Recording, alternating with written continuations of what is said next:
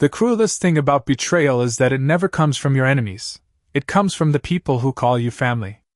I learned that on a Thursday night while standing at the head of my dining table, staring down at the roast chicken I had spent 3 hours preparing for the family dinner my children almost never attended unless they wanted something. My name is Eleanor Whitmore. I am 68 years old, and until that night, I believed the sacrifices I had made for my children meant something. The crystal glasses sparkled under the chandelier, the silverware gleamed, and the dining room of the house I had built with my late husband looked exactly the way it had every Thanksgiving, every Christmas, every birthday for the last 35 years. Yet somehow, the room felt colder than it ever had before. Jason sat to my right in his navy blazer, checking his phone between bites as if his mother's dinner were an inconvenience.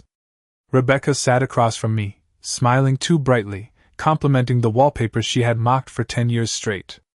I should have known something was wrong the moment both of them arrived on time. My children were never punctual unless there was a reason. "Mom, you really shouldn't be doing all this yourself anymore," Rebecca said, sipping wine as her eyes drifted around the room like she was mentally pricing the furniture. "This house is too much for one person." "Rebecca's right," Jason added. "You should think about downsizing. Maybe a condo. Somewhere easier to manage." I smiled politely and cut into my chicken. "Funny how concerned you both are about my living arrangements all of a sudden." Jason chuckled. "We just want what's best for you." The lie sat in the air like cheap perfume. For the next hour they played the role of attentive children, asking about my doctor appointments, whether I was taking my blood pressure medication, whether I had thought about updating my estate planning. Just in case. Just in case. That phrase should have made me suspicious. Instead, I dismissed it as awkward concern. Then, halfway through dessert, the room tilted. My chest tightened. My vision blurred. The fork slipped from my fingers and clattered against the china. "Mom?" Rebecca's voice sharpened. Jason stood so fast his chair scraped the hardwood. "Are you okay?" The pressure in my chest spread like a tightening band. I reached for the table to steady myself and collapsed back into my chair. Their faces blurred above me. "Call 911, Rebecca shouted. But then something happened I will never forget for as long as I live. As Jason moved toward the phone, he stopped. He looked at Rebecca. And in a voice so low he must have thought I couldn't hear it, he said, "If this is it, we need to know where the revised will is." My eyes remained closed. My breathing stayed shallow. But every nerve in my body turned to ice. Rebecca whispered back, "Don't start this now." "When exactly should we start?" Jason hissed. "If she dies without updating it, we're stuck splitting everything 50-50, including the lake property." My heart pounded harder than before, not from illness, but from disbelief. Rebecca lowered her voice further, but I still heard every word. "The house alone is worth at least $2.4 million. The investment accounts have to be another $1 million. We need to find out what she changed after Dad died." Jason muttered, "I'm not letting you take the house. I've got 3 kids. I need it more than you. Need it more than you." They were dividing my life before the ambulance had even arrived. My home. My husband's legacy. My furniture, my memories. The grand piano in the corner where Rebecca learned her first recital piece. The staircase Jason slid down every Christmas morning, reduced to numbers on an invisible spreadsheet, while I sat there breathing. Barely. Alive. "Stop arguing," Rebecca snapped. "At least wait until..." She didn't finish the sentence. She didn't have to. "Wait until she's dead." The words hung unspoken in the air like smoke. I wanted to open my eyes and scream. I wanted to stand up and throw every plate in the dining room against the wall. Instead, I stayed perfectly still. Because in that moment, I understood something with absolute clarity. The woman my children loved had already died in their minds. The only thing left in front of them was an estate to inherit. The ambulance arrived 6 minutes later. 6 minutes of listening to my children whisper over my body like investors discussing an asset. 6 minutes of hearing Jason ask Rebecca if she knew the combination to my office safe. 6 minutes of Rebecca wondering aloud whether the jewelry in my bedroom had been appraised. By the time the paramedics loaded me into the ambulance, I had never felt more awake in my life. The doctors later told me it was dehydration and exhaustion, aggravated by stress. Nothing life-threatening, they said. You need rest. Rest. I lay in that hospital bed staring at the ceiling while my children sat in the corner of the room pretending to be concerned, their voices dripping with false tenderness every time a nurse walked in. Jason squeezed my hand and said, "We were so worried, Mom." Rebecca kissed my forehead and told me she loved me. And I smiled back at both of them as if I believed a single word. But inside, something had changed forever. Because once you hear your children discussing your funeral before you're gone, you can never unhear it. And as I lay there with hospital monitors beeping softly beside me, I made a promise to myself that neither of them could have imagined. If my children wanted to treat me like I was already dead, then I would let them. I would smile. I would play weak. I would pretend not to notice. And then I would learn exactly how far their greed was willing to go. The first lesson betrayal teaches you is that once someone shows you who they are, every smile afterward becomes suspicious.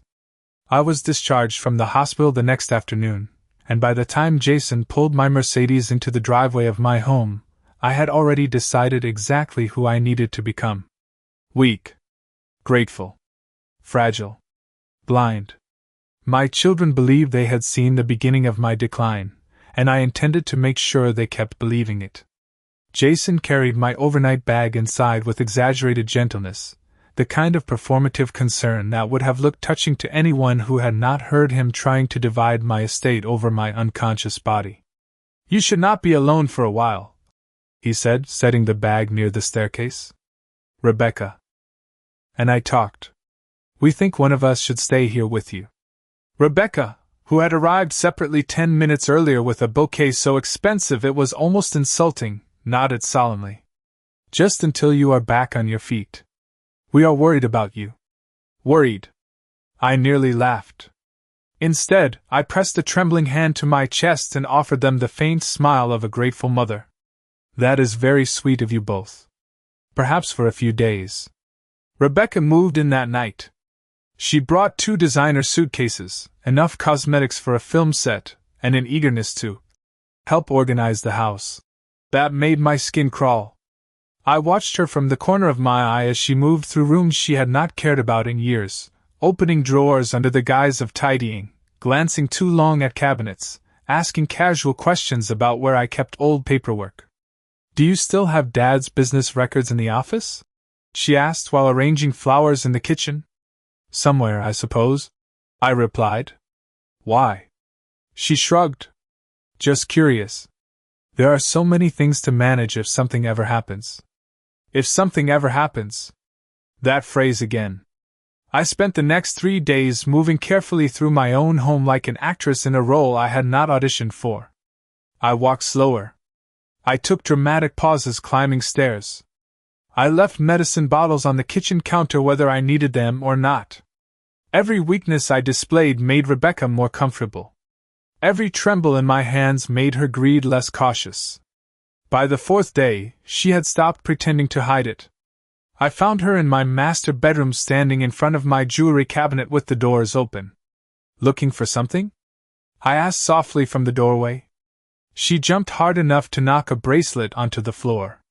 "I was just making sure everything was secure," she said too quickly. "You know, in case someone breaks in." How thoughtful. That evening I called the only person I trusted completely, my attorney, Harold Bennett, who had handled my family's legal affairs for nearly 20 years. "I need to see you privately," I told him. "And I need absolute discretion."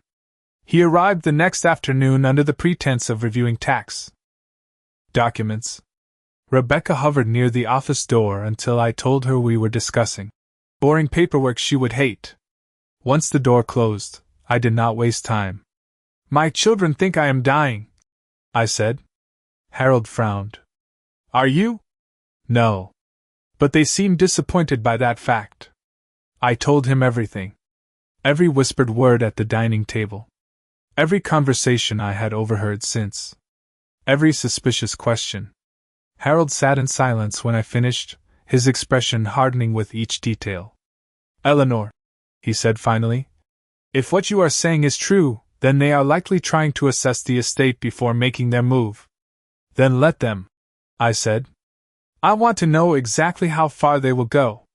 He leaned back slowly. "You are asking to set a trap. I am asking to stop being a fool." Harold gave a grim nod. "Then we proceed carefully." We devised the first step that afternoon. He would publicly mention to both children that I had become concerned about my health and intended to review the will soon. Nothing sparks greed faster than the fear of missing out. We did not have to wait long. Jason arrived at my house less than 24 hours later carrying groceries I had not asked for and concern he did not feel. "Harold mentioned you are reviewing your estate plans," he said while unloading bottled water into my refrigerator. "You know, if you need help organizing documents, I am happy to handle it." "That is kind," I said. "But Harold has everything under control." I watched disappointment flash across his face before he smoothed it away.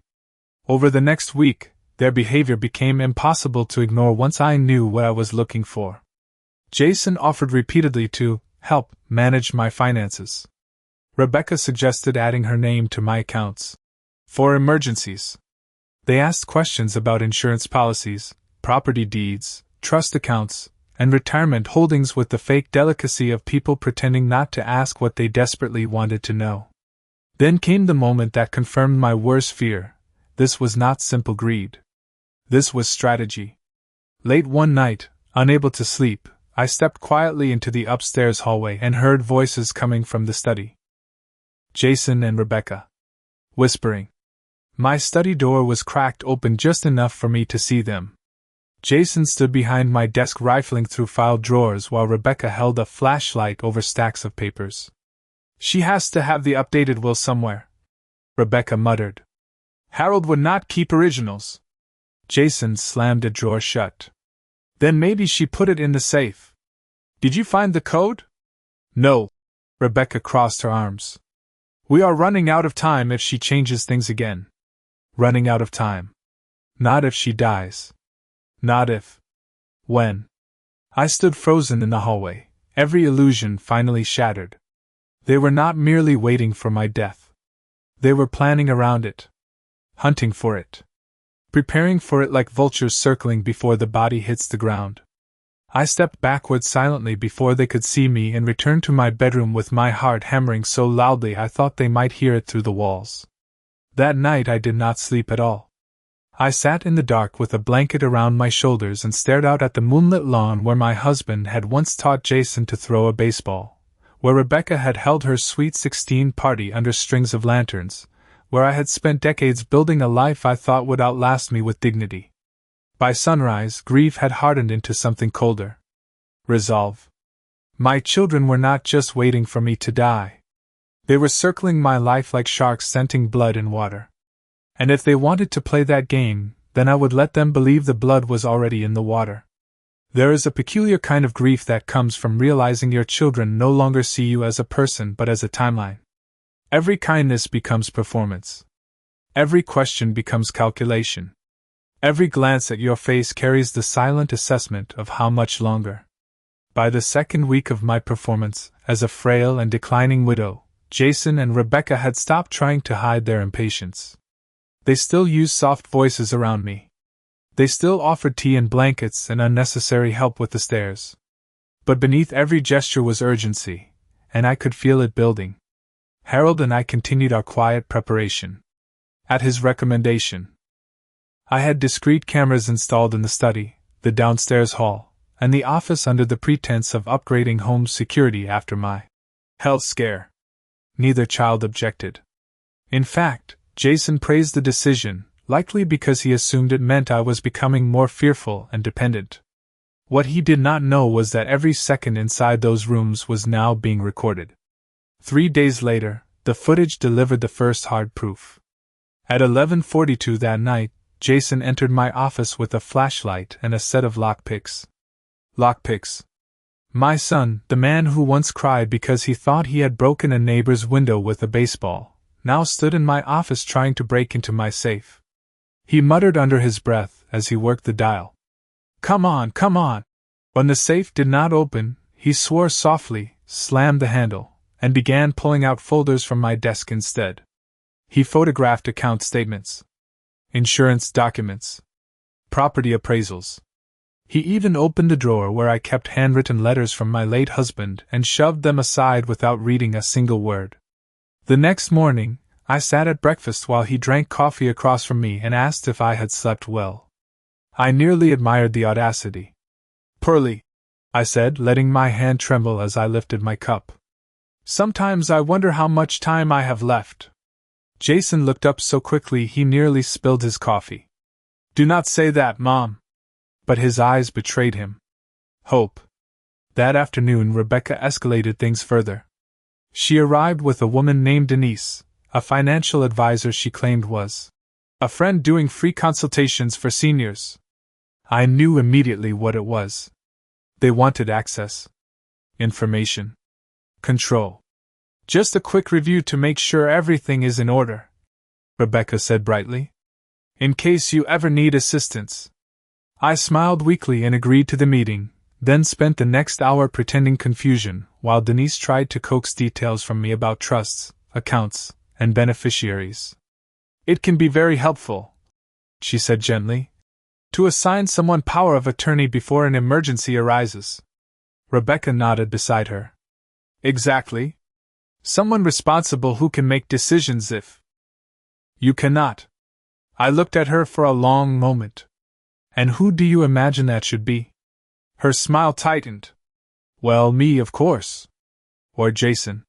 Someone in the family. I let silence stretch until the room became uncomfortable. Then I simply said, I will think about it. The irritation that flashed across her face vanished almost instantly, but not before I saw it. That night Harold came by again, and together we reviewed the footage. He shook his head in disgust as Jason rifled through my safe on screen. This is more than greed now, he said. This is attempted manipulation of a vulnerable adult. Not yet, I replied. Not until they go far enough that they can never lie their way out of it. Harold studied me carefully. You understand this may get uglier before it gets better. I know. He hesitated. Are you sure you want to keep going? I stared at the screen as Jason pocketed copies of my financial statements. They are the ones choosing how far this goes. I am simply giving them room to reveal themselves. The next revelation came from someone I had not expected to help me, Martha, my housekeeper of 15 years. She pulled me aside while Rebecca was upstairs, organizing my closet. Mrs. Whitmore, she said quietly, I thought you should know your daughter asked me yesterday where you keep your medications and whether any of them would make you drowsy. My stomach tightened.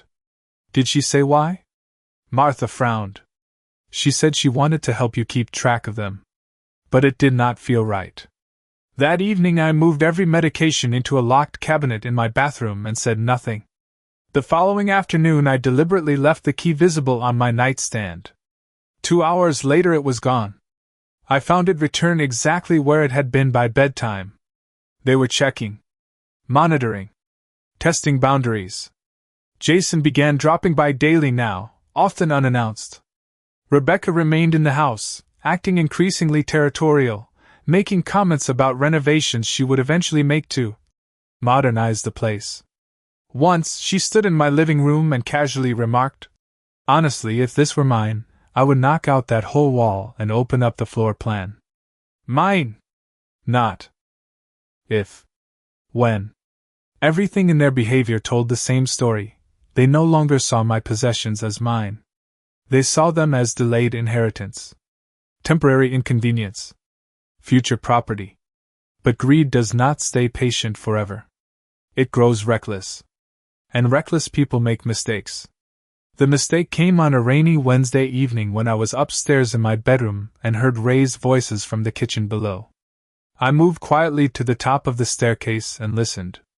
We cannot just wait forever, Jason snapped. She could live another 10 years. Rebecca hissed back. Then we need leverage. Like what?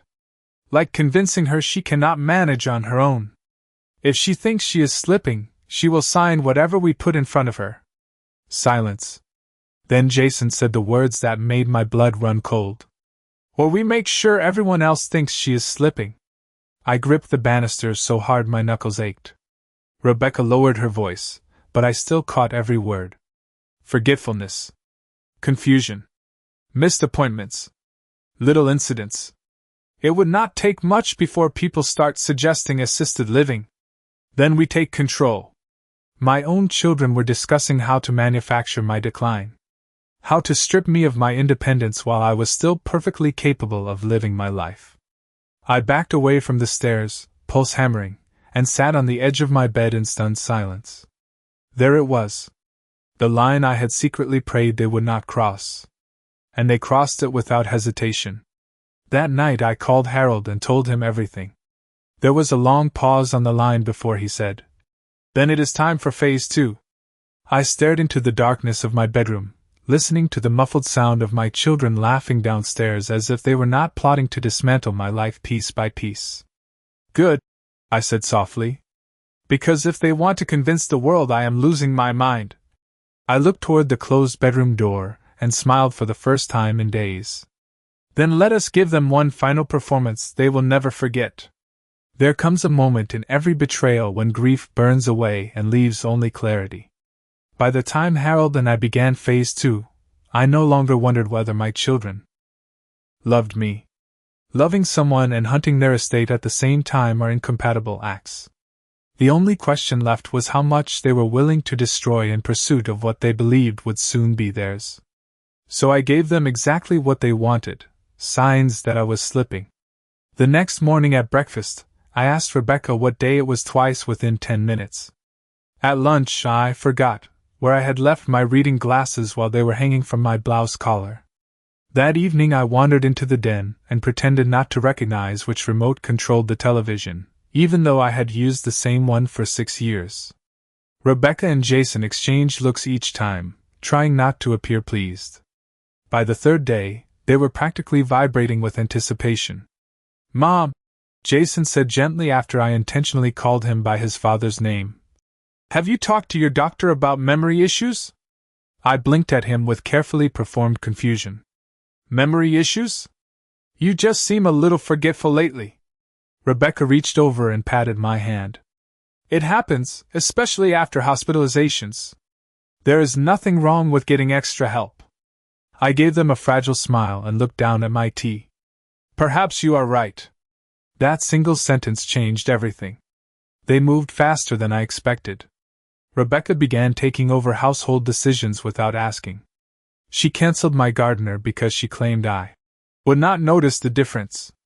Jason started speaking to me in the slow, overly patient tone people reserve for children and the very elderly. They corrected me when I intentionally made small mistakes. They repeated instructions I had not asked for. They treated every staged lapse as confirmation of decline. Harold documented all of it. Then came the paperwork. 4 days later Jason arrived carrying a leather folder and an expression of false sympathy. "Mom, we have been thinking," he said as Rebecca stood beside him nodding solemnly. "It might be wise to put some protections in place while you are still able to make decisions clearly." I almost admired the phrasing. "Protections?" I asked weakly. "Just temporary safeguards," Rebecca said. "Power of attorney. Medical directives, things like that. It would make everything easier if there were an emergency." I looked down at the folder.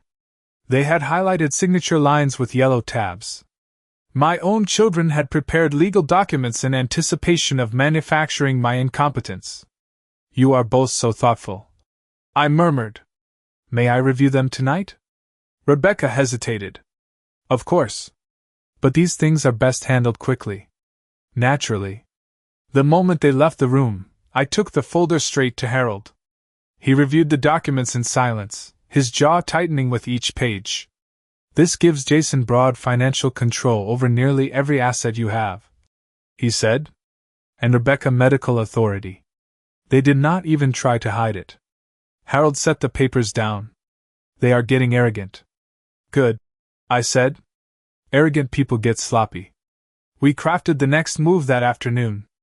I would continue appearing vulnerable while subtly encouraging their confidence. Meanwhile, Harold began drafting a completely revised estate structure, one they would never see coming. My children, however, were too busy celebrating their imagined victory to notice the trap tightening. Over the next week, they escalated their campaign to establish my supposed decline. Rebecca accidentally corrected me in front of neighbors when I misstated the day. Jason called my physician's office claiming concern about worsening confusion. Rebecca suggested I stop driving, for safety reasons. Jason even offered to manage my household accounts because numbers can get overwhelming. Every act was calculated. Every suggestion designed to build a narrative that Eleanor Whitmore was no longer capable of handling her own affairs. Then came the darkest discovery yet. Martha knocked on my bedroom door one afternoon looking pale. "Mrs. Whitmore," she whispered, "I think you should see this." She handed me her phone. On the screen was a photograph she had taken in the kitchen an hour earlier.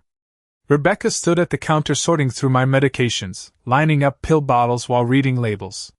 She asked me which ones make you sleepy, Martha said quietly. Then she asked if I had ever seen you miss doses or mix them up. My chest tightened. Did she say why? Martha shook her head. Only that if your memory gets worse, doctors will need examples. Examples. They were gathering evidence to build a false portrait of mental decline. Constructing a case. Preparing witnesses. I sat down slowly on the edge of the bed, suddenly understanding that this was no longer simple greed. It was methodical. Strategic. Ruthless. That night, unable to stomach another minute of pretending weakness alone, I invited Harold and my oldest friend Caroline over after dark.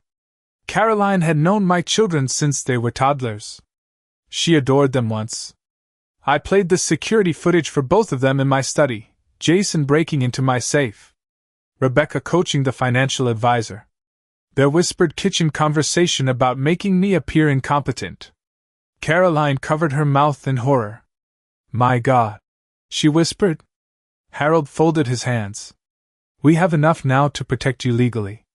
But if you want to destroy any chance they have of contesting your estate later, you need undeniable public exposure. Then that is what they will get," I said. Caroline stared at me. "What are you planning?" I looked from the footage on the screen to the family portraits lining my study walls. Smiling faces from birthdays, graduations, holidays. Memories of people I had once believed were my greatest accomplishment. "I am going to give my children the inheritance meeting they have been waiting for," I said softly. The following morning, I summoned Jason and Rebecca to the living room and sat with deliberate frailty in my armchair, a blanket over my knees. "I have been thinking," I told them. "You may be right. My health has become uncertain. I do not want there to be confusion after I am gone." They both went still. Rebecca's eyes widened slightly. Jason leaned forward so fast he nearly fell off the couch. "What are you saying, Mom?" I lowered my gaze and sighed.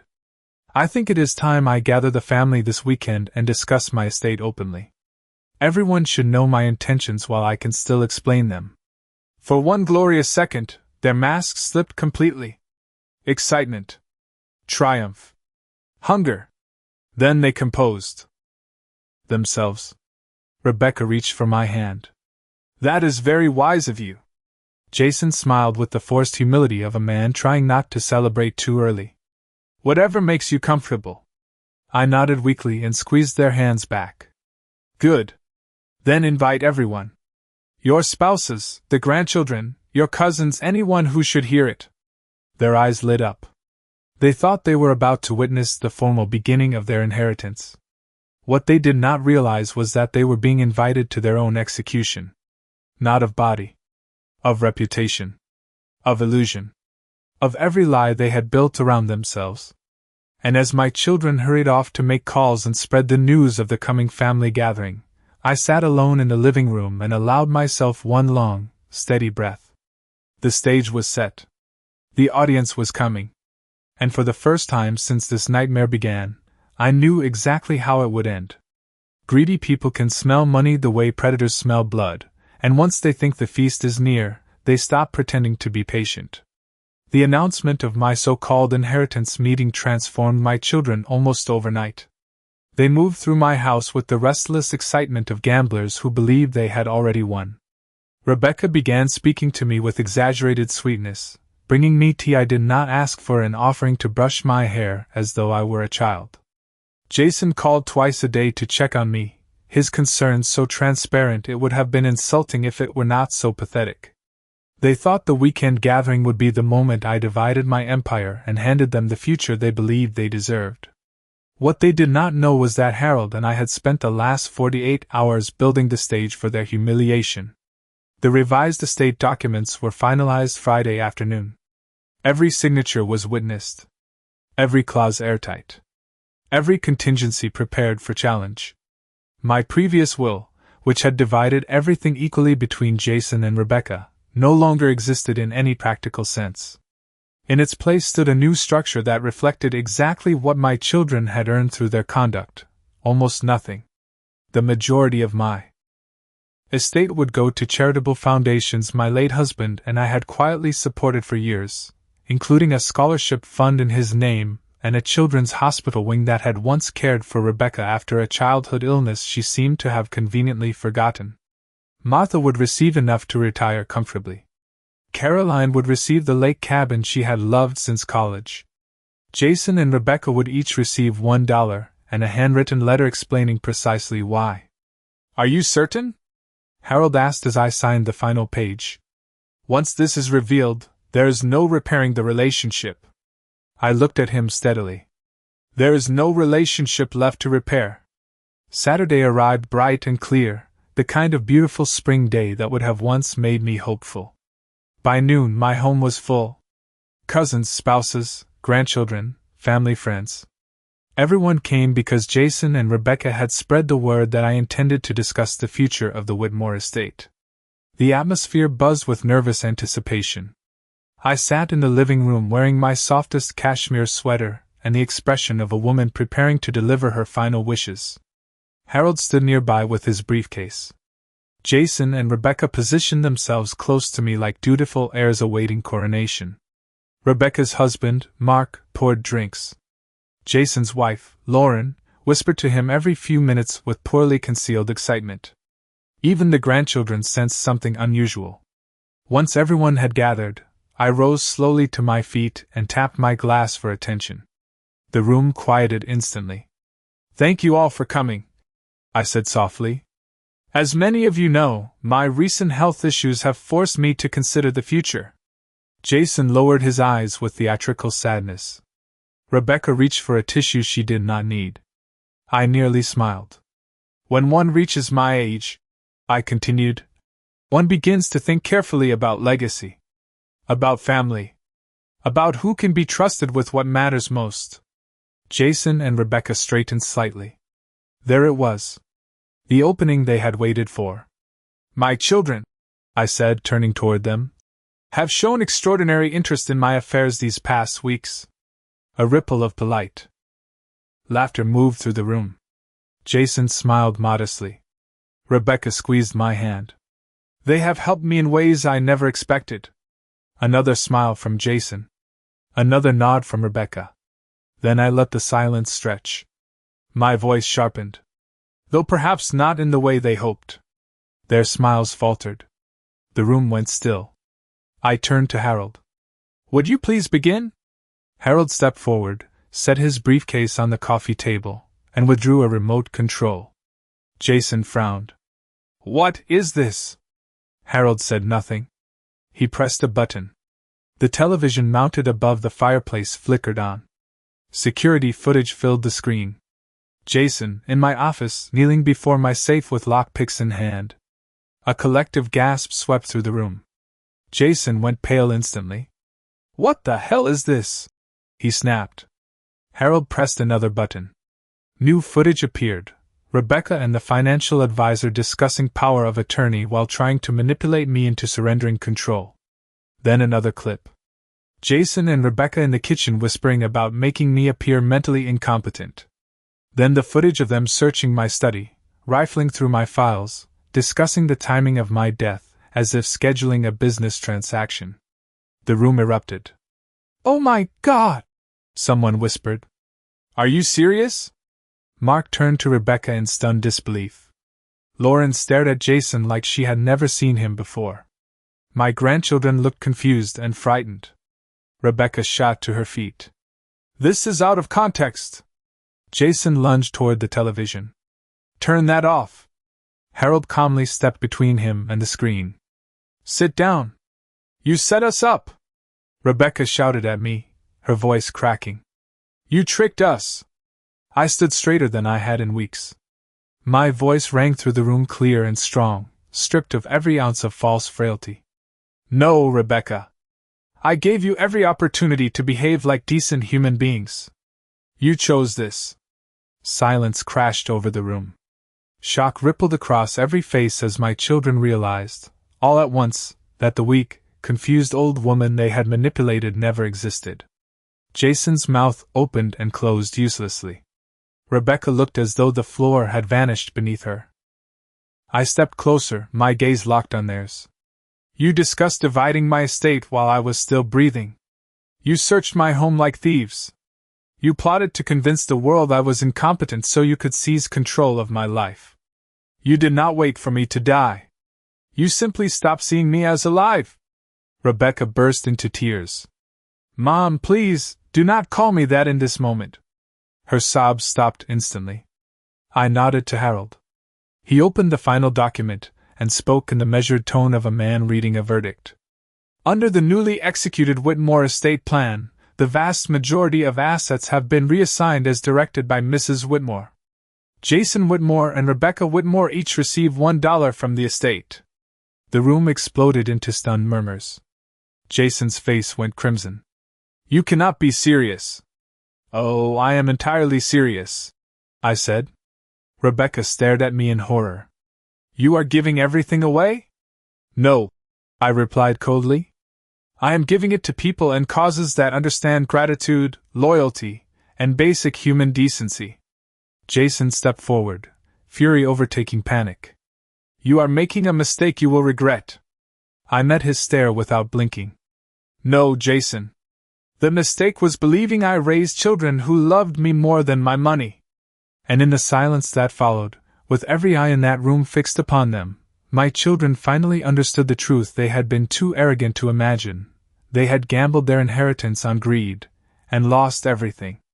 Humiliation does not transform greedy people into better people. It transforms them into desperate ones. The room descended into chaos after Harold read the will.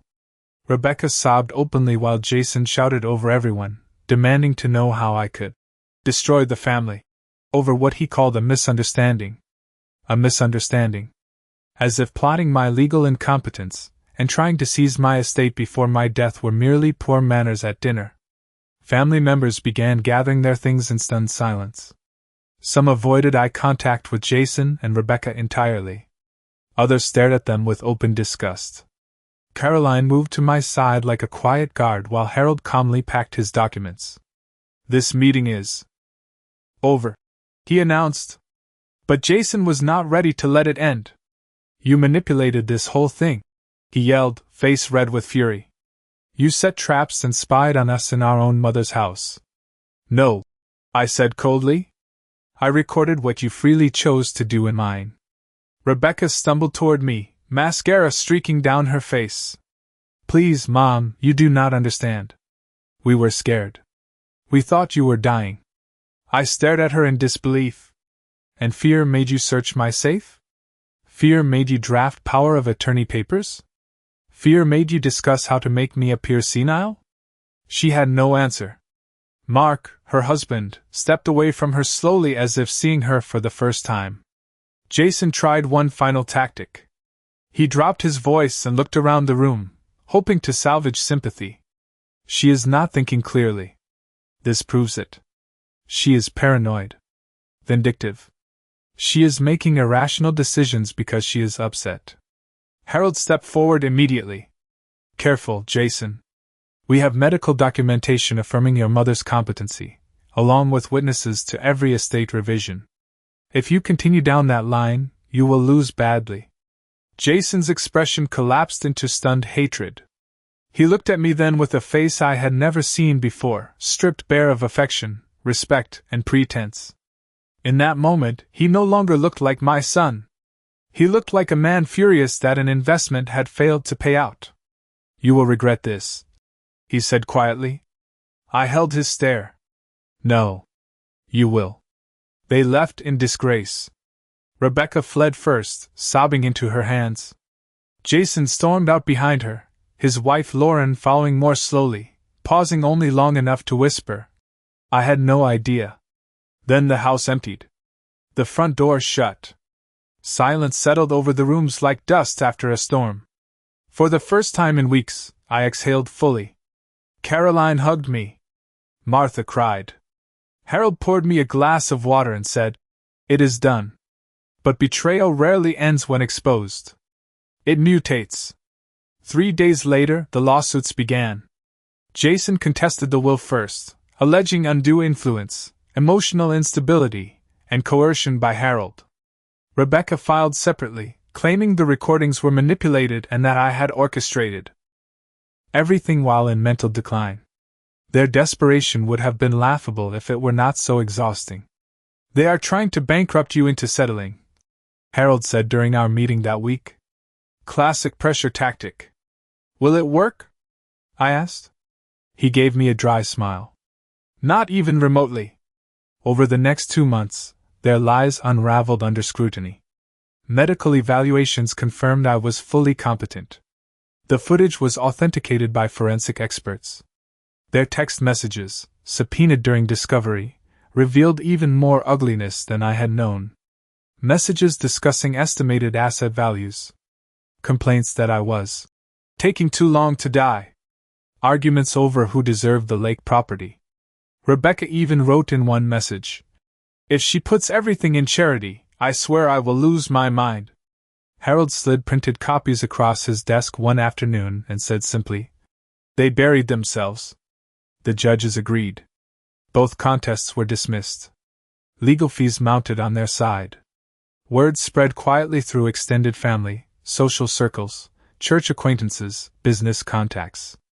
Jason and Rebecca became cautionary tales in every room where wealthy parents whispered fears about inheritance. Some consequences are financial. Others are reputational. The latter hurt longer. Their spouses left within the year. Mark filed for divorce from Rebecca 6 weeks after seeing the footage, citing irreconcilable differences. Lauren separated from Jason shortly after the court dismissed his challenge, reportedly telling a mutual friend she could not stay married to someone who treated his own mother like prey. My children lost far more than money. They lost the image of themselves they had spent years curating. And still, they tried one final time. It happened on a rainy Tuesday evening nearly 4 months after the family meeting. I was sitting in my study reading when the front doorbell rang. Martha answered it, then appeared pale in the doorway. "Mrs. Whitmore," she said softly. "They are here." Jason and Rebecca stood in my foyer drenched from the rain, looking older than I remembered. Smaller somehow. Their confidence was gone, replaced by the strained desperation of people who had run out of options. "We just want to talk," Rebecca whispered. Every instinct in me said to send them away. But some part of me needed to hear what desperation sounded like in their own voices. I led them into the sitting room and remained standing. Neither deserved the comfort of hospitality. Jason spoke first. "We made mistakes." "Mistakes?" I repeated. "That is the word you have chosen?" He swallowed hard. "We got carried away. You thought I was a bank account with a pulse." Rebecca began crying again. "Please! We lost everything." "No," I said sharply. "You lost what you never earned." Jason's composure cracked. "Do you know how much damage you caused? My marriage is over. My career took a hit. People treat us like monsters." I stared at him in disbelief. "You are upset by consequences, not remorse." Silence. Rebecca whispered, Can you not find it in your heart to forgive us? I looked at the two people I had once held in my arms as babies, once stayed awake all night nursing through fevers, once defended against every cruelty the world could offer. And I felt something colder than anger. Finality. Forgiveness, I said quietly, is possible when someone is sorry for what they did. You are sorry it cost you something. Tears streamed down Rebecca's face. Jason looked away. I walked to the door and opened it. Rain blew in across the threshold. I loved you more than anything in this world for most of my life, I said. But the day I heard you discuss my death before my body was cold, something in me broke that will never be repaired. Neither moved. Leave. They hesitated only a moment before turning and stepping back into the rain. I closed the door behind them and stood there for a long time in the quiet. Not because I doubted myself. Not because I felt guilt. But because grieving the living is a strange and painful thing. My children had not died. Yet somehow, I had lost them all the same. And still, as I walked back toward the warmth of my home, I knew with absolute certainty that losing them hurt far less than spending the rest of my life pretending not to see what they had become. People imagine revenge as a single dramatic moment, but the truth is that justice often arrives in quieter ways. It arrives in empty chairs at family holidays, in unanswered phone calls, in the strange peace that follows when toxic people finally remove themselves from your life. 6 months passed after Jason and Rebecca stood in my foyer begging for forgiveness they had not earned. In that time, my home became something it had not been in years, peaceful. The silence no longer felt lonely. It felt clean. I stopped checking my phone expecting manipulative messages. I stopped dreading family gatherings because there were no longer false smiles across my table. I began to understand that removing betrayal from your life creates space for things you forgot you were missing. For the first time in decades, I started living for myself instead of as someone's mother. I traveled with Caroline to Napa Valley and drank wine beneath warm California skies. I spent 2 weeks at the lake cabin reading novels on the dock without anyone calling to ask for money or favors. I renovated the garden my husband always loved but never had time to finish, adding white roses along the stone path and a fountain where the old oak tree cast afternoon shade. Every dollar my children had once assumed was theirs now funded a life they had never imagined me enjoying without them. And perhaps that was the cruelest part for them to witness. I was not broken. I was thriving. News of their downfall continued to reach me in fragments, carried by the same social circles where gossip moves faster than weather. Jason's business partnership dissolved after the estate scandal damaged his reputation among clients. Rebecca, whose social life had long depended on appearances, found invitations suddenly scarce once people learned how she had behaved. Their names became associated not with status, but with greed. There are some stains wealth cannot wash out. Then came the unexpected consequence either of them had predicted. My grandchildren began reaching out. At first it was tentative. My oldest grandson, Ethan, called one Sunday afternoon from college. "Grandma," he said carefully, "I just wanted to make sure you are okay." We spoke for an hour. Then he visited the next weekend. A month later his younger sister came too. Then Rebecca's daughter. Then Jason's youngest. One by one, the grandchildren began appearing at my house without their parents. They had seen the footage. They had heard the truth. And unlike their parents, they were horrified by it. "Dad says you manipulated everything," Ethan told me one afternoon while we sat on the back patio. "But after watching those videos, I do not believe him." I stirred my tea slowly. "You are not responsible for your father's choices." He looked down. "Neither are you." That simple sentence nearly brought me to tears. My grandchildren continued visiting regularly after that. We rebuilt something honest in the ruins Jason and Rebecca had created. They helped in the garden. We cooked together. We spent holidays quietly, peacefully, free from performance and manipulation. The family I thought I had lost returned to me in a different form, one generation removed and somehow wiser. It was Ethan, actually, who gave me the idea for what came next. We were discussing his student loans one afternoon when he joked, "Honestly, Grandpa would probably haunt us all if he knew how much college costs now." I laughed. Then I stopped.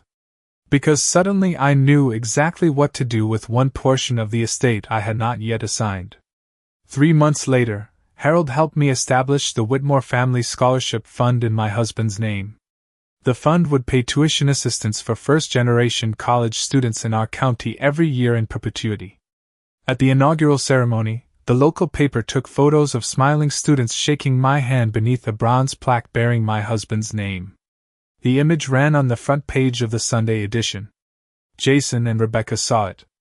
I know because Rebecca sent me a message that night.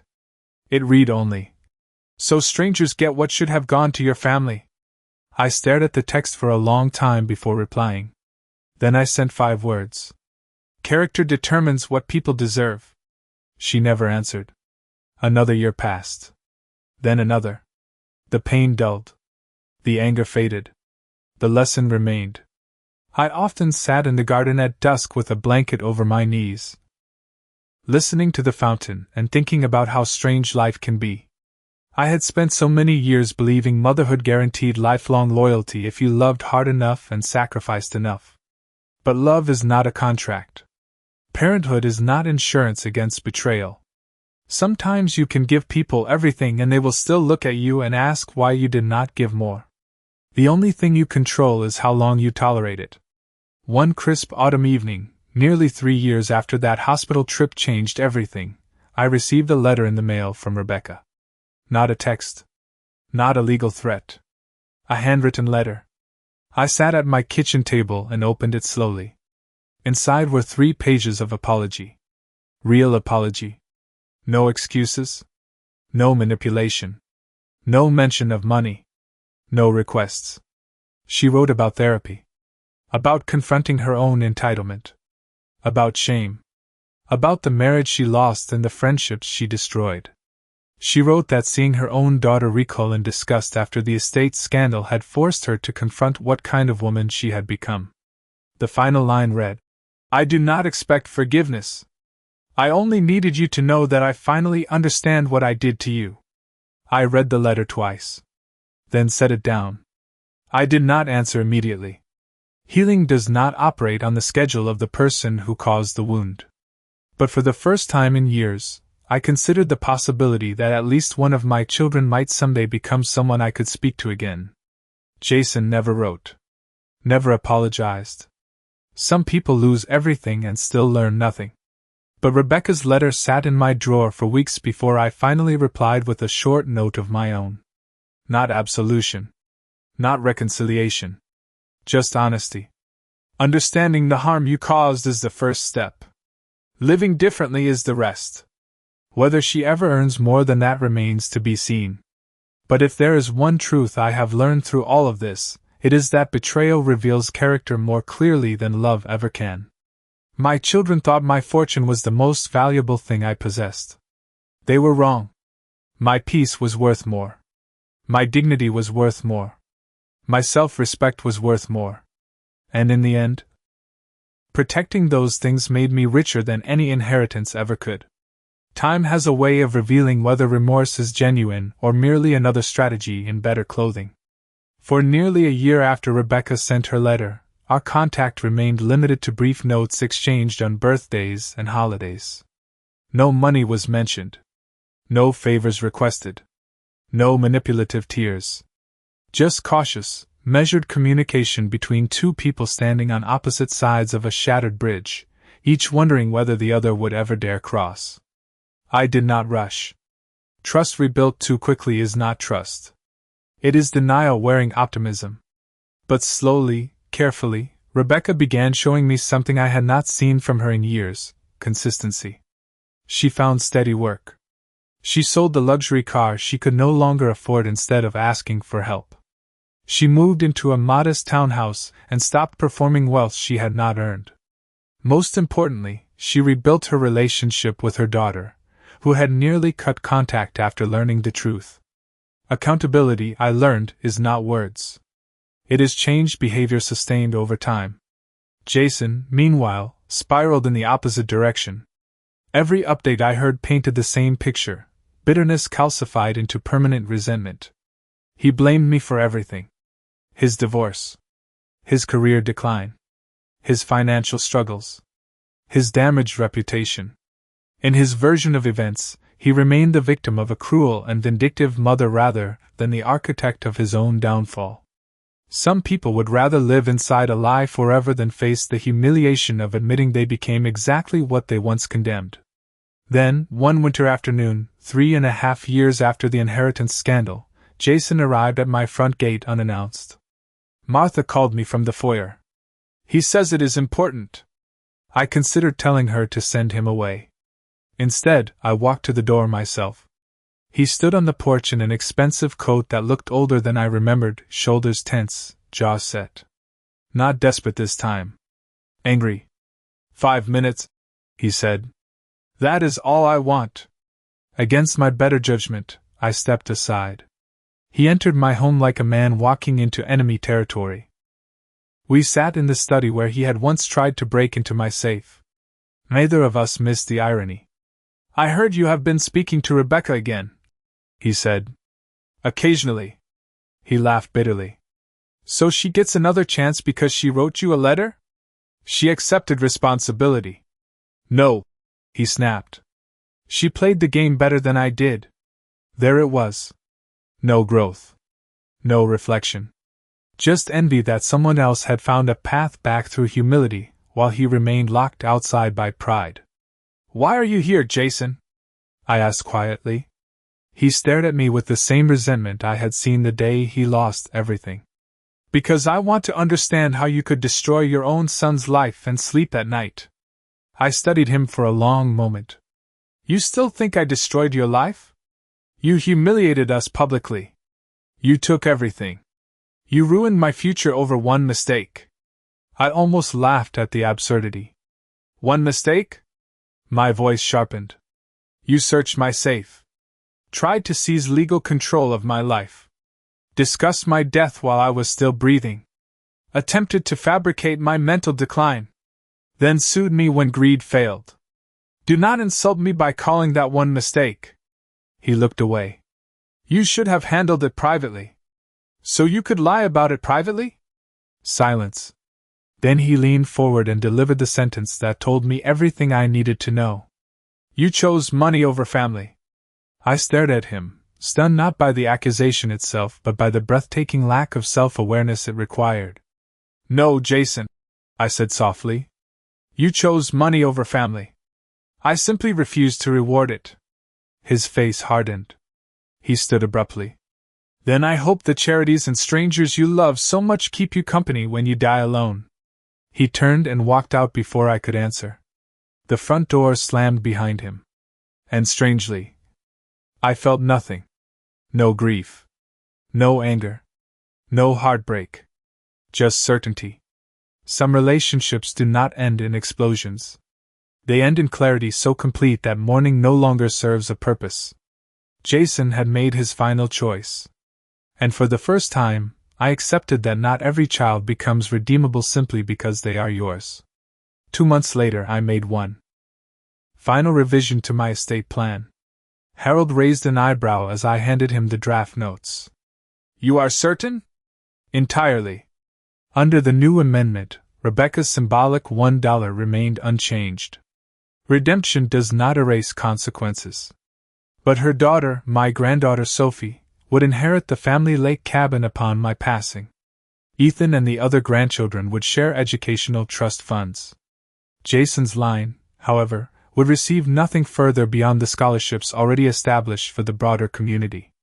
"You are skipping a generation," Harold observed. "I am rewarding character where I find it." He nodded once and finalized the paperwork. That spring, I invited all of my grandchildren to the lake cabin for the weekend. We sat on the dock at sunset with our feet dangling over the water while the sky burned orange and gold across the surface. They laughed, argued over card games, told stories, and teased one another with the careless joy of young people who still believed life could be fair if you tried hard enough.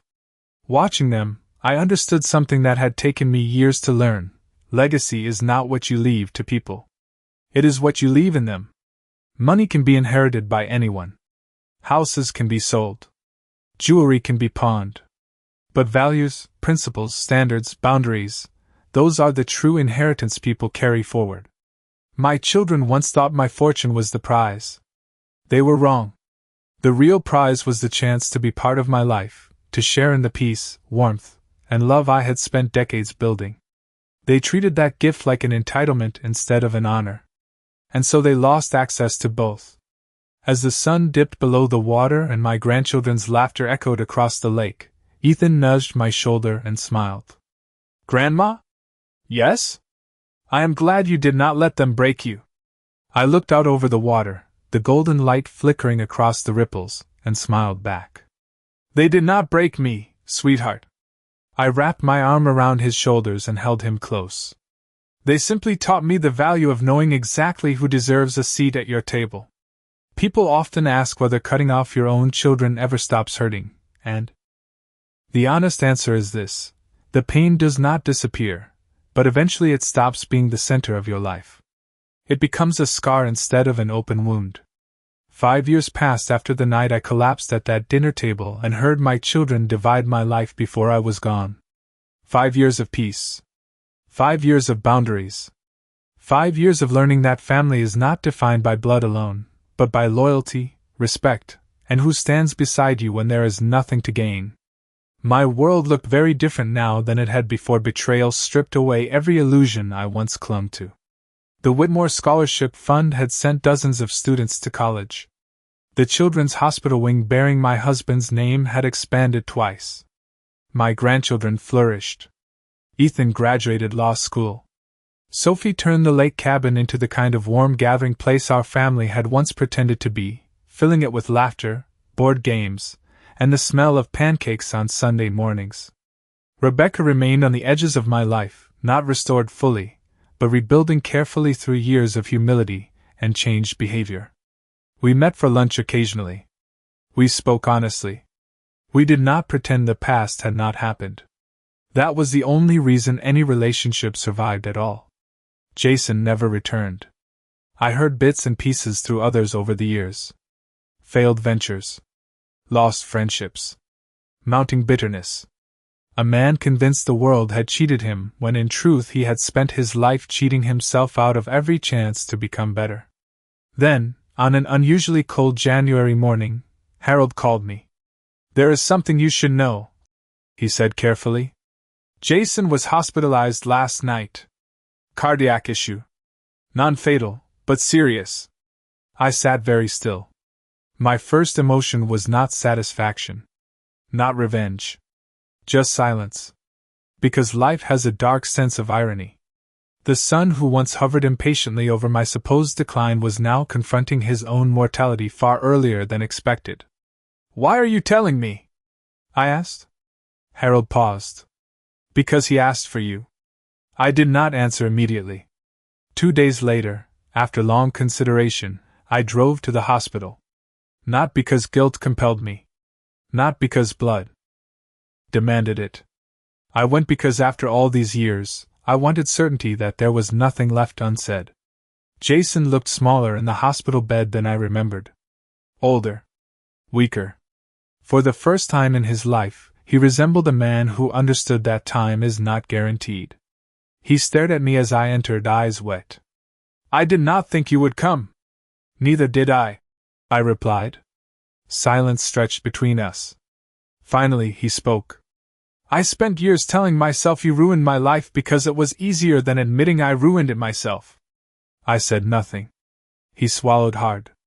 "I hated you because you forced me to look at what I became." My chest tightened, but I remained still. "I do not expect forgiveness," he whispered. "I just needed to say I know now. I know what I did to you." There it was. Not polished. Not strategic. Not wrapped in excuses. Just ugly, late truth. I sat beside his bed and looked at the man who had once been the little boy who ran into my arms after nightmares. The teenager who cried when his dog died. The young father who had once called me in panic because he did not know how to soothe his newborn daughter. All of those versions of him still existed somewhere beneath the greed, the pride, the ruin. Buried, perhaps. But not entirely gone. Understanding it now does not erase it, I said quietly. I know. And some damage cannot be undone. His eyes filled with tears. I know that too. I studied him for a long moment, then nodded once. Then perhaps this is where honesty begins. He cried openly after that. Not dramatically. Not manipulatively. Just the exhausted tears of a man finally crushed beneath the weight of his own choices. We spoke for nearly 2 hours. About everything. The greed. The resentment.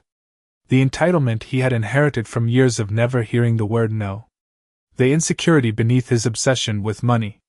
The shame he buried under anger after public humiliation. For the first time in decades, my son spoke to me without manipulation or performance. I did not leave that hospital with everything healed. Real life is not that simple. But I left with something I never thought I would receive: truth. Over the next year, Jason changed. Slowly. Imperfectly. He began therapy. Repaired relationships where he could. Apologized to people he had used. Found work far beneath the status he once demanded and accepted it without complaint. He did not ask for money. Not once. He never requested changes to the estate. Never hinted. Never manipulated.